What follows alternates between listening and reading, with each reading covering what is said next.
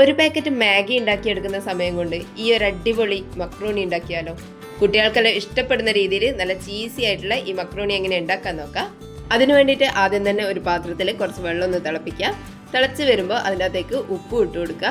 പിന്നെ ഒരു 1-2 table spoon ഓയിലും കൂടി ഒഴിച്ചു കൊടുക്കുക. ഇനി ഇത് നന്നായിട്ടൊന്ന് മിക്സ് ചെയ്തെടുക്കാം. ഓയിൽ കൂടി ഒഴിച്ചു കൊടുക്കുമ്പോൾ മക്രോണി ഒട്ടിപ്പിടിക്കാണ്ട് കിട്ടും. അതിന് വേണ്ടിയിട്ടാണ് ഓയിലും കൂടി ഒഴിച്ചു കൊടുക്കുന്നത്. ഇതുപോലെ നന്നായിട്ട് മിക്സ് ചെയ്തെടുത്തതിന് ശേഷം ഇതിൻ്റെ അകത്തേക്ക് ഒരു 1.5 കപ്പ് മക്രോണി ഇട്ട് കൊടുക്കുന്നുണ്ട്. ഒരു 2 കപ്പ് മക്രോണി വരെ ഇട്ട് കൊടുക്കാം.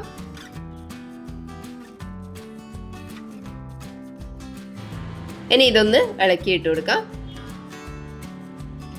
ഒന്നും ഒട്ടിപ്പിടിക്കാത്ത രീതിയിൽ ഇതുപോലെ ഒന്ന് ഇളക്കി കൊടുക്കാം. ഇനി ഇത് വേവാൻ വേണ്ടിയിട്ട് വെയിറ്റ് ചെയ്യാം. മക്രോണി നന്നായിട്ട് വെന്ത് വന്നിട്ടുണ്ട്. ഇനി ഇത് കോരിയിട്ടൊരു സ്ട്രെയിനറിൽ ഇട്ട് കൊടുക്കാം. ഓവറായിട്ട് വെന്ത് പോണ്ട. സ്പൂണെല്ലാം വെച്ചിട്ട് ഒന്ന് മുറിച്ചെടുക്കാൻ പറ്റുന്ന പാകമായാൽ കോരി മാറ്റാം. ഇനി ഒരു കടായിലേക്ക് 1 ടേബിൾ സ്പൂൺ ഓയിൽ ഒഴിച്ചു കൊടുക്കാം. അതിൻ്റെ അകത്തേക്ക് ഒരു പീസ് ബട്ടർ കൂടി ഇട്ട് കൊടുക്കാം. ബട്ടർ ഇനി ഒന്ന് മെൽറ്റായിട്ട് വരണം. ഓയിൽ ഒഴിച്ചു കൊടുത്തതിന് ശേഷം മാത്രം ബട്ടർ ഇട്ട് കൊടുത്താൽ മതി, അല്ലെങ്കിൽ ബട്ടർ കരിഞ്ഞു പോകും മെൽറ്റ് ആകുമ്പോൾ. ഇനി ഇതിലേക്ക് ചെറുതായിട്ട് നുറുക്കിയിട്ടുള്ള വെളുത്തുള്ളി ഇട്ട് കൊടുക്കാം. നല്ല പൊടിയായിട്ട് അരിഞ്ഞെടുത്തതാണ്.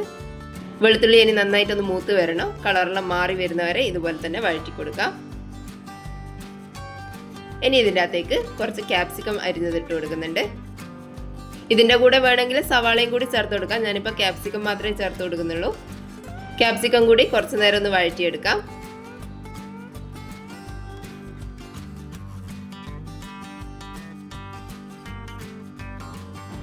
ഇനി ഇതിലേക്ക് 1 ടേബിൾ സ്പൂൺ മൈദ ഇട്ട് കൊടുക്കാം. മൈദ കൂടി ഇനി നന്നായിട്ടൊന്ന് വഴറ്റിയെടുക്കാം. ഒരു ലോ ടു മീഡിയം ഫ്ലെയിമിൽ വെച്ചിട്ട് വേണം വഴറ്റിയെടുക്കാൻ വേണ്ടിയിട്ട്. മൈദ വഴറ്റുമ്പോൾ നല്ലൊരു സ്മെല്ലെല്ലാം വരും. അതുവരെ ഇങ്ങനെ തന്നെ വഴറ്റി കൊടുക്കാം. മൈദേൻ്റെ പച്ചമണെല്ലാം മാറി നന്നായിട്ടൊന്ന് റോസ്റ്റ് ആയിട്ട് വരണം.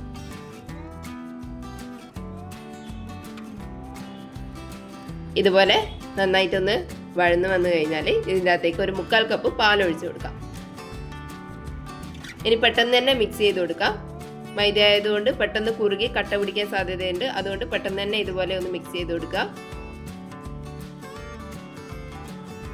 ഇത് പെട്ടെന്ന് തന്നെ കുറുകി വരും. കൈവിടാതെ തന്നെ ഇതുപോലെ ഇളക്കിക്കൊണ്ടിരിക്കുക. ഇതിപ്പോൾ കുറുകി വരുന്നുണ്ട്. ഇതുപോലെ നന്നായിട്ട് കുറുകി വന്നു കഴിഞ്ഞാൽ ഇതിൻ്റെ അകത്തേക്ക് നമ്മൾ നേരത്തെ മക്രോണി വേവിച്ച വെള്ളം ഉണ്ടല്ലോ, അതിൻ്റെ അകത്ത് നിന്ന് കുറച്ചായിട്ട് ഇതിലേക്ക് ഒഴിച്ചിട്ട് ഇതൊന്ന് ലൂസാക്കി എടുക്കാം. മുഴുവൻ വെള്ളം ഒരുമിച്ച് ഒഴിക്കണ്ട, നമുക്ക് ആവശ്യത്തിന് മാത്രം ഒഴിച്ചു കൊടുത്തിട്ട് ഇതൊന്ന് ലൂസാക്കി എടുക്കാം. ഞാനിപ്പോൾ ഒരു 1/2 കപ്പ് വെള്ളം ഒഴിച്ചു കൊടുത്തിട്ടുണ്ട്.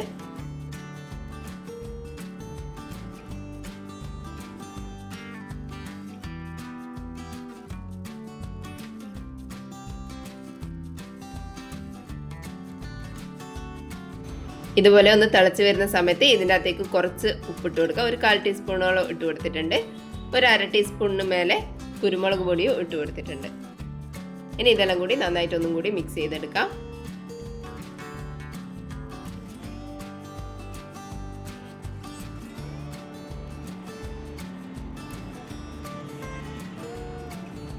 ഇനി ഇതിലേക്ക് നമ്മൾ വേവിച്ച് വെച്ചിട്ടുള്ള മക്രോണി ഇട്ട് കൊടുക്കാം.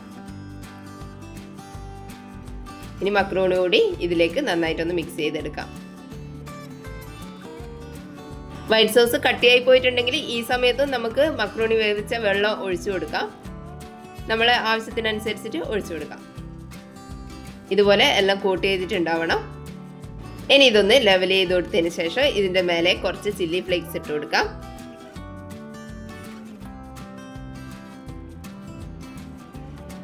ഇനി അതിൻ്റെ മേലെ കുറച്ച് ചീസ് കൂടി ഇട്ട് കൊടുക്കാം. ഞാനിപ്പോൾ മൊസറല്ല ചീസാണ് ഇട്ട് കൊടുക്കുന്നത്. സ്ലൈസ് ചീസ് ആയാലും കുഴപ്പമില്ല, ഏത് വേണമെങ്കിലും ഇട്ട് കൊടുക്കാം. ഇനി ഈ ചീസ് ഒന്ന് മെൽറ്റ് ആകുന്നവരെ ഒരു 1 മിനിറ്റ് നേരമല്ലോ ഇതുപോലെ അടച്ചു വെച്ച് കൊടുക്കാം.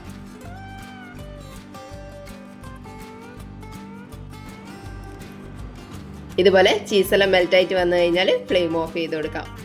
ഇത്രയേ ഉള്ളൂ. എളുപ്പത്തിൽ ഉണ്ടാക്കിയെടുക്കാൻ പറ്റിയ നല്ലൊരു മക്രോണീൻ്റെ റെസിപ്പിയാണ്. നല്ല ചൂടോടുകൂടി വേണം ഇത് കഴിക്കാൻ വേണ്ടിയിട്ട്. നല്ല ടേസ്റ്റാണ്, കുട്ടികൾക്കെല്ലാം എന്തായാലും ഇഷ്ടപ്പെടും. വീഡിയോ കണ്ടിട്ട് ഇഷ്ടപ്പെട്ടിട്ടുണ്ടെങ്കിൽ ഒന്ന് ലൈക്ക് ചെയ്ത് സബ്സ്ക്രൈബ് ചെയ്യണേ. താങ്ക്